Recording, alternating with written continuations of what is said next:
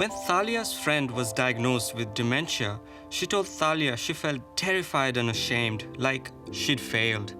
But now that the dementia has developed, she's kind of content.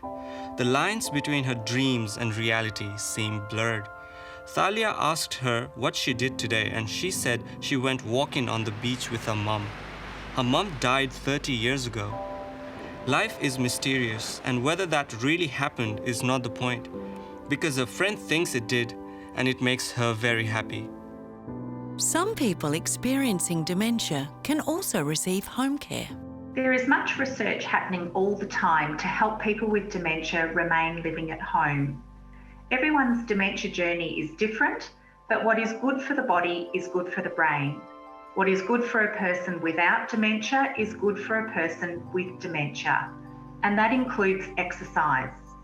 Physical activity is really important to reduce the risk of falls, to increase balance, and keep people moving about their homes and their communities.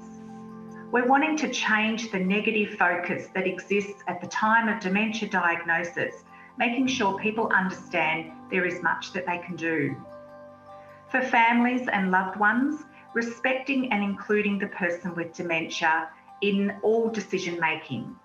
Having a dementia diagnosis doesn't mean that you lose the ability to make decisions, nor do you want to be excluded or ignored. The brain might not be working quite so well as it was previously, but they are the same person inside and they have the same rights to good home care services. It's not just dementia that can be confronting. All aspects of ageing can be. Fighting to maintain your independence can be confronting, and relying on help can affect our hearts and minds. So how can we deal with this?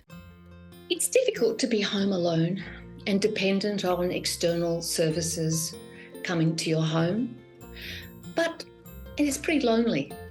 So I'd suggest a couple of things that can just get you to feel a little bit better in those times. And the first thing is simply waking up each morning thinking of something to feel grateful about. In fact, think of 10 things that you might want to be grateful about as you start the day, and that'll keep you going, I'm quite sure of that. The second thing is, if you're worried or have any negative thoughts that's continuing in your mind, take a moment just to write them down. Sometimes just by writing them on a piece of paper can just give you some distance from them and gives you a chance to look at some alternative and more balanced thoughts around that.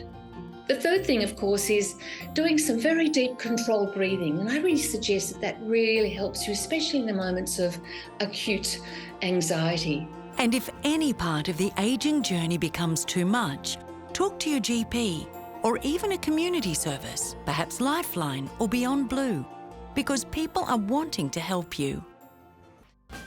For more information regarding the specialists, accommodation or subjects featured in this episode, please go to thebest30years.com.au.